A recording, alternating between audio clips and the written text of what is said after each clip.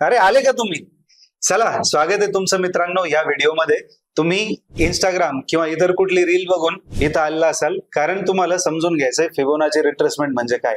तर मी शुभम तुमचं सगळ्यांचं स्वागत करतो आपल्या इन्कम सोल्युशनच्या या युट्यूब चॅनलच्या पेजवरती. आपण आजच्या या व्हिडिओमध्ये समजून घेणार आहोत की फिबोनाची रिट्रेसमेंट ही जी टूल आहे याचा वापर आपण कशा पद्धतीने करू शकतो. याच्यामध्ये 5 प्रकारच्या महत्त्वाच्या गोष्टी असणार आहे. आपल्याला इथं समजायचंय की फिबोनाची रिट्रेसमेंट म्हणजे काय, त्याच्यासोबतच महत्त्वाच्या फिबोनाचीच्या रिट्रेसमेंटच्या लेवल कोणत्या कोणत्या आहे, त्यानंतर या लेवलचा तुम्हाला वापर कसा करायचा आहे, त्याच्यासोबतच आपल्याला हे समजून घ्यायचं की यांचा वापर आपल्याला कुठं कुठं करता येतो आणि या फिबोनाची रिट्रेसमेंटच्या काही मर्यादा आहे. म्हणजे काय की याचा वापर करत असताना कुठपर्यंत किती लेवल पर्यंत जाऊन आपण याचा योग्य पद्धतीने वापर करू शकतो, याच्यात संभाव्य धोके काय, या सगळ्या गोष्टी अगदी आपण सोप्या पद्धतीने समजून घेणार आहोत. तर या व्हिडिओमध्ये शेवटपर्यंत थांबा. तर आपण स्टार्ट करूयात, जास्त वेळ आपल्याला घालवायचा नाहीये. So we will continue with the subject. Screen आपल्या समोर आहे, लक्ष द्या. तर सगळ्यात पहिले आपल्याला फिबोनाची रिट्रेसमेंट वापरायची कशी, तर डाव्या बाजूला आता आपल्याकडे हा ट्रेडिंग व्ह्यूचा चार्ट आहे. तुमच्याकडे जो कोणताही चार्ट असेल, एंजल वन असेल किंवा दुसरा कुठलाही तुम्ही वापरत असाल, तर याच्यामध्ये लेफ्ट साइडला आपण जर बघितलं टूल बार मध्ये तुम्हाला हे सेकंड ऑप्शन इथं दिसतोय. याच्यामध्ये फिबोनाची रिट्रेसमेंट यावरती जर आपण क्लिक केलं तर आपण याला सहज आपल्या चार्ट वरती वापरू शकतो.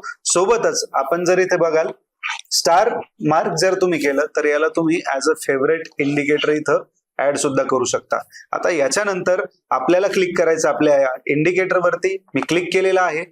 2 पद्धतीने आपण याचा वापर करू शकतो. 2 पद्धती कोणत्या, तर आता पहिला प्रश्न जो मी सांगितला होता की फिबोनाची रिट्रेसमेंट म्हणजे काय, तर ही जी लेवल आहे किंवा ही जी टूल आहे फिबोनाचीची, ही टूल आपण का वापरतो, कारण की मार्केटमध्ये मला प्रॉपर सपोर्ट कुठं आहे हे समजलं पाहिजे, प्रॉपर रेजिस्टन्स कुठं आहे हे मला समजलं पाहिजे.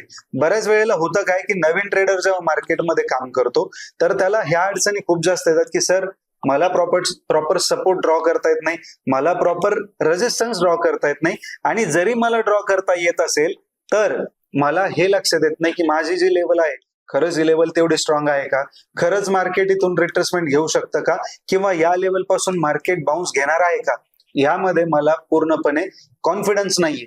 तर अशा अडचणी जर तुम्हाला असतील तर तुम्ही या टूलचा तिथं वापर करू शकता to understand proper support and resistance. मग आता या टूलचा आपण वापर करणार आहोत की ज्या वेळेला मार्केट एकतर डाऊन ट्रेंड मध्ये असेल किंवा अप ट्रेंड मध्ये असेल. म्हणजे काय, मार्केट जर खूप जास्त वर जात असेल किंवा खूप जास्त खाली पडत असेल तर कुठपर्यंत मार्केट रिट्रेसमेंट घेऊ शकतं. रिट्रेसमेंट म्हणजे काय की एका लेवल पर्यंत, विशिष्ट लेवल पर्यंत जाणे आणि तिथून पुन्हा खालच्या बाजूला फिरणे, याला आपण म्हणतो रिट्रेसमेंट किंवा रिव्हर्सल. मग यामध्ये आपल्याला चेक करायचं की अप ट्रेंड मध्ये किंवा डाऊन ट्रेंड मध्ये आपण या टूलचा वापर कसा करावा. या टूलमध्ये बऱ्याच जणांना अडचण येते की इथं सुरुवात कशी करायची आहे, तर आपण इथं समजून घेणार आहोत की याची सुरुवात कशी करायची. मला वाटतं इथपर्यंत तुम्हाला क्लिअर झालं असेल की फिबोनाची रिट्रेसमेंटचं बेसिक काय, कशासाठी याला वापरायचंय. जर काही अडचण असेल इथे तर कमेंटमध्ये नक्की शेअर करा की सर हा पॉईंट मला समजलेला नाहीये, म्हणजे त्या पॉईंटवरती पुढे आम्ही परत एकदा व्हिडिओ तुमच्यासाठी बनवू. ठीक आहे. सेकंड पॉईंट जो आहे की याच्यामध्ये आता महत्वाचे लेवल कोणत्या, तर लेवल समजून घेण्यासाठी आपल्याला इथे फिबोनाची ड्रॉ करणं आवश्यक आहे. इथे जो मी आपल्या फेवरेट मध्ये हा इंडिकेटर ऍड केलेला आहे, तर आपण यावर क्लिक केलंय आणि आता आपण याचा यूज करूयात. ज्या वेळेला आपल्याला डाऊन साइड येणारं मोमेंटम बघायचंय की डाऊन साइड मार्केट खूप जास्त पडतंय, पडत्या मार्केटमध्ये जर मार्केटने रिव्हर्सल घेतलेला असेल तर आपल्याला 2 पॉईंट इथं मिळणं आवश्यक आहे. 2 पॉईंट म्हणजे काय, याला आपण म्हणतो मार्केटचा स्विंग, जिथून मार्केटने यू टर्न मारलेला आहे. आपण पहिला यू टर्न मार्केटचा बघूयात, त्याला आपण इथं ड्रॉ करू. पहिला पॉईंट आपण इथं घेऊ. सेकंड पॉईंट आपण घेणार की जो मला वाटतोय इथं यू टर्न घेतलेल्या मार्केटने यापर्यंत, या लेवल पर्यंत मी इथं हा क्लिक करणार आहे. आता हे पॉईंट व्यवस्थित बघा की मी कुठं कुठं क्लिक केलंय. पहिला पॉईंट मी घेतला हा इथला, जिथं मार्केटने यू टर्न घेतलेला आहे. सेकंड पॉईंट मी घेतला या जागेवरती जिथं मार्केटने एक रिव्हर्स घेतलेला आहे. हे 2 पॉईंट मी कन्सिडर केले. हे 2 पॉईंट मी कन्सिडर केल्यानंतर आपल्या समोर अनेक प्रकारच्या लेवल इथं ड्रॉ करून आल्यात आणि या लेवल तुम्हाला मार्केटमध्ये सपोर्ट किंवा रेजिस्टन्स कुठं आहेत याचा अंदाज देत आहेत. आपण जर बघितलं तर सगळ्यात पहिली जी लेवल आहे 0.236, 0.382, 0.5 0.61, 0.78 आणि ही फायनल लेवल 1 ची. आता ह्या ज्या लेवल आहेत मित्रांनो, ह्या लेवल आपल्या समोर आल्या. मार्केट इथून पूर्णपणे ड्रॉप झालं, खाली पडलं. खाली पडल्याच्या नंतर तुम्हाला वाटतं की इथून मार्केट आता कुठपर्यंत जाऊ शकतं, कुठं मार्केटला रेजिस्टन्स मिळणार आहे. आपल्याला प्रॉपर टार्गेट लावण्यासाठी या लेवलचा इथं उपयोग करता येतो. आता टार्गेट लावण्यासाठी आपण जर या लेवल बघतोय, फिबोनाची ड्रॉ केल्याच्या नंतर तुम्ही एका टूलची मदत घेऊ शकता, ज्यामध्ये तुम्ही वापरू शकता हॉरिझॉन्टल रे. या हॉरिझॉन्टल रेला सुद्धा मी तर फेवरेट मार्क केलंय आणि हा इथे तुमच्या समोर ऍड झालाय. तर मी काय करणार आहे, या प्रत्येक लेवलला इथे या रेच्या मदतीने एक एक लाईन मी इथे ड्रॉ करून घेतोय. मी पुन्हा रे वरती क्लिक करणार आणि ह्या रेषा मी अशा पद्धतीने ड्रॉ करून घेईल, जेणेकरून भविष्यामध्ये मार्केट पुन्हा जर या लेवलच्या आसपास आलं तर तुम्हाला प्रॉपर सपोर्ट किंवा रेजिस्टन्स समजून घेण्यासाठी मदत होणार आहे. सपोर्ट रेजिस्टन्सचा वापर आपण का करतो, तर थोडक्यात आपण समजून घेतो की ह्या ज्या लेवल असतात ह्या आपल्याला मार्केटमध्ये मार्केटच्या पायऱ्या समजून सांगण्यासाठी मदत करतात. जसं की आपण एखाद्या बिल्डिंग मध्ये खालीवर जाण्यासाठी पायऱ्यांचा वापर करतो, इथे मार्केट जर खाली येत असेल आणि वर जायचं असेल तर ह्या लेवलचा उपयोग पायऱ्यांप्रमाणे केला जातो. ह्या सगळ्या लेवल अतिशय महत्वाच्या लेवल आहे. एक सपोर्ट आणि रेजिस्टन्स ह्या दोन्ही गोष्टीसाठी यांचा उपयोग चांगला होतो. आता मार्केट पडल्यानंतर तुम्हाला इथं समजून घ्यायचं की सर कुठपर्यंत मार्केट वरती जाऊ शकतं, तर ही तुमची पहिली लेवल, ही तुमची दुसरी, ही तुमची तिसरी लेवल. मग इथं तुम्ही अंदाज लावू शकता की रेजिस्टन्स कुठं आहे किंवा मार्केटला जर खाली यायचंय तर सपोर्ट कशा पद्धतीने पुढचे सपोर्ट असणार आहेत. हे आपण बघितलं डाऊन ट्रेंड मध्ये लेवल कशा पद्धतीने काम करतील, मार्केट कुठपर्यंत गेलं आणि रिव्हर्सल घेतला हे सुद्धा लक्षात येतं. तर ही लेवल कोणती होती जरा कमेंट मध्ये सांगा, मलाही कळेल ना तुमचं लक्ष किती. ठीक आहे, तर इथं जी लेवल आहे ती लेवल कमेंट करा की कोणत्या लेवल पासून आपल्या डाऊन ट्रेंड मध्ये रिव्हर्सल आलेला आहे. आता आपण इथून पुढे चेक करणार आहोत की अप ट्रेंड मध्ये तुम्हाला कसं ओळखायचं की मार्केटमध्ये रिट्रेसमेंट कुठून कसा येऊ शकतो. तर आपण हे उदाहरण घेऊयात. इथला एक पॉइंट आपण कन्सिडर करू जिथे मार्केटने एक स्विंग घेतलेला आहे. आता स्विंग म्हणजे काय हे पण आपल्याला समजून घेणं गरजेचं आहे. तर स्विंग जर तुम्हाला माहित करून घ्यायचा असेल तर कमेंट मध्ये सांगा स्विंग. जेवढ्या जास्त तुमच्या कमेंट येतील स्विंग वरती सुद्धा व्हिडिओ बनवू, तुम्हाला ते सुद्धा सांगू की स्विंग काय असतं. आम्हाला तुमच्याकडून अपेक्षा आहे, तुमच्याकडून नॉलेजची आतुरता असेल तर आम्ही त्याच्यावरती 100% व्हिडिओ घेऊन येणार आहोत. तर इथं आपण आता पहिला जो स्विंग आहे तो इथे मार्क केला. सेकंड स्विंग इथे, इथून मार्केट वरपर्यंत आपल्याला बघायला मिळतंय की दिस वॉज द अप ट्रेंड.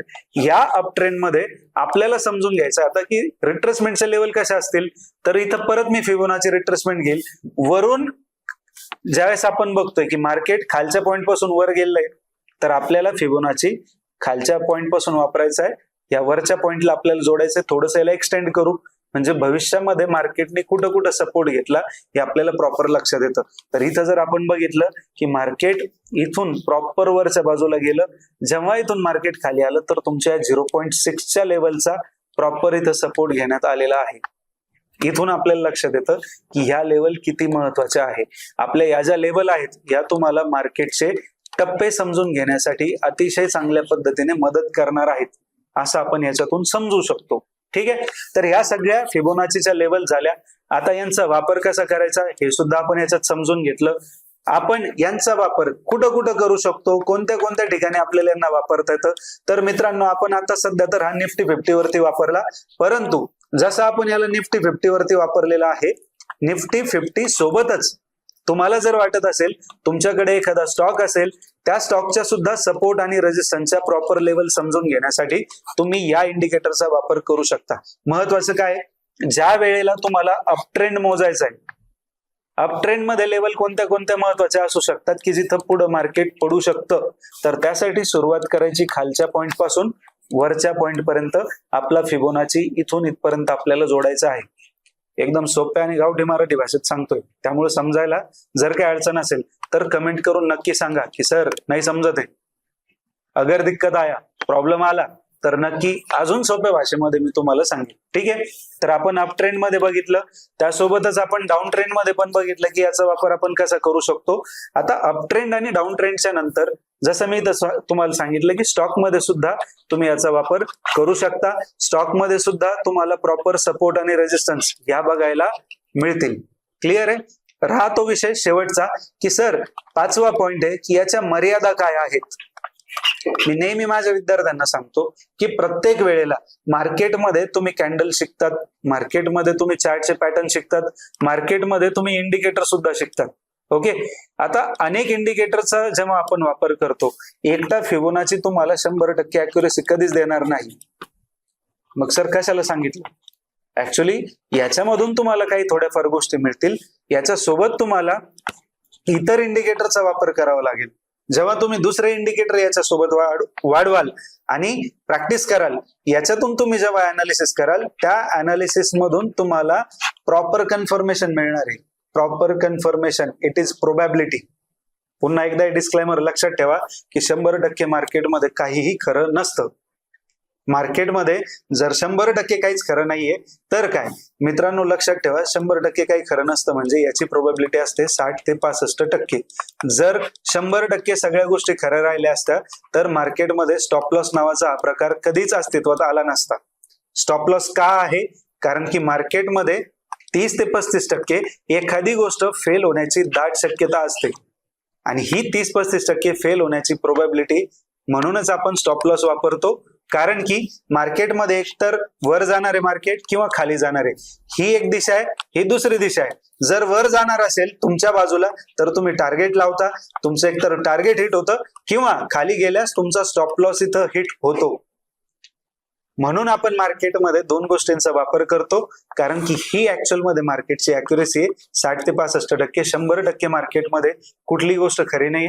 याचप्रमाणे याच्या ज्या मर्यादा आपल्या समोर येत आहे फिबोनाची रिट्रेसमेंटच्या, तर या मर्यादा काय आहे की इथं फिबोनाची एकटा तुम्हाला मार्केटमध्ये अॅक्युरेसी देणार नाही. तुम्हाला इथे इतर इंडिकेटरची मदत घ्यावी लागेल. इतर इंडिकेटरची मदत घेऊन तुम्ही इथं मल्टिपल कन्फर्मेशन घेऊ शकता. मल्टिपल कन्फर्मेशन आल्यानंतर तुम्ही इथं अंदाज लावू शकता की आता मार्केट कुठल्या दिशेला जाऊ शकतं. सपोर्ट रेजिस्टन्स साठी तुम्हाला याचा प्रॉपर उपयोग होणार आहे. सपोर्ट रेजिस्टन्सचा अर्थ काय असतो की जर इथं सपोर्ट आहे तर 100% मार्केट इथून वरच जाईल असं नाहीये, परंतु काही काळासाठी शक्यता असते की इथं मार्केट थांबेल, ब्रेक घेईल, नंतर जर त्याला खाली जायचं असेल तो जाऊ शकतो किंवा इथून वरच्या बाजूला सुद्धा जाऊ शकतं. असा आपण इथं अंदाज लावत असतो आणि या पद्धतीचा एक दुहेरी अंदाज आपण म्हणू शकतो की तुम्ही या फिबोनाचीच्या मदतीने लावू शकता. जर तुम्हाला कोणी सांगत असेल की मेरा स्ट्रैटेजी है फिबोनाची रिट्रेसमेंट का और इसके ऊपर मैं 90-95% का एक्यूरेसी दे सकता हूं, तर मित्रांनो लक्षात ठेवा 90-95% अॅक्युरेसी जर तुम्हाला मार्केटमध्ये कोणी देत असेल तर एवढं सोपं नाहीये. 90-95% अॅक्युरेसी द्यायला आपण त्याला देवासारखं समजू शकतो. इथं देवच आपल्याला एवढी अॅक्युरेसी देऊ शकतं, परंतु हे इंडिकेटर आपल्याला तेवढी अॅक्युरेसी देणार नाही. प्रत्येक वेळेला स्टॉक मार्केटमध्ये प्रॉपर नॉलेज घेतल्याशिवाय ट्रेड करायला डायरेक्ट सुरुवात करू नका. आज फिबोनाची तुम्ही शिकले आणि शिकल्यानंतर तुम्हाला वाटतंय का आता उद्या सर मी डायरेक्ट ट्रेड करणार, मी 1 लाख रुपये कॅपिटल वापरणार आणि फिबोनाची मध्ये ट्रेडिंग सुरू करणार आहे, तर इथं आपल्याला मार्केटचे संभाव्य धोके लक्षात ठेवायचे की एक इंडिकेटर आपल्याला यशस्वी बनवू शकत नाही. एका इंडिकेटरच्या हातात नाहीये की तो आपल्याला आपल्या कॅपिटलच्या दुप्पट तिप्पट पैसा देईल. ट्रेडिंग करण्यासाठी कोणत्या कोणत्या गोष्टी महत्वाच्या आहेत या सेशन मधून काय मिळालं तर अनेक इंडिकेटर पैकी एक इंडिकेटर तुम्ही समजून घेतलेला आहे. असे अजून इंडिकेटर समजून घ्यायचे, ट्रेडिंगची सायकोलॉजी समजून घ्यायची आहे. अजून आणखी तुम्हाला माहिती पाहिजे की सर और कुछ बताओ ये जरा अच्छा लगा, तर मित्रांनो कमेंट करणं तेवढंच महत्वाचं. त्यावरती आम्ही व्हिडिओ घेऊन येत राहणार आहोत, तर पटकन कमेंट करा की सर मला हा व्हिडिओ तुमचा पुढचा पाहिजे. फिबोनाचीच्या बाबतीत तुमच्या जर काही शंका असतील तर तुम्ही पोस्ट करू शकता, कमेंट करू शकता आणि जर व्हिडिओ आवडला असेल तर लाईक करा, तुमच्या मित्रांपर्यंत शेअर करा की फिबोनाची रिट्रेसमेंट या अशा पद्धतीने असू शकते आणि अशा चांगल्या चांगल्या माहिती आम्ही तुमच्यासाठी कायम घेऊन येत राहू. तर बने रहो हमारे साथ, मिलेंगे अगले वीडियो में. जय हिंद, जय महाराष्ट्र.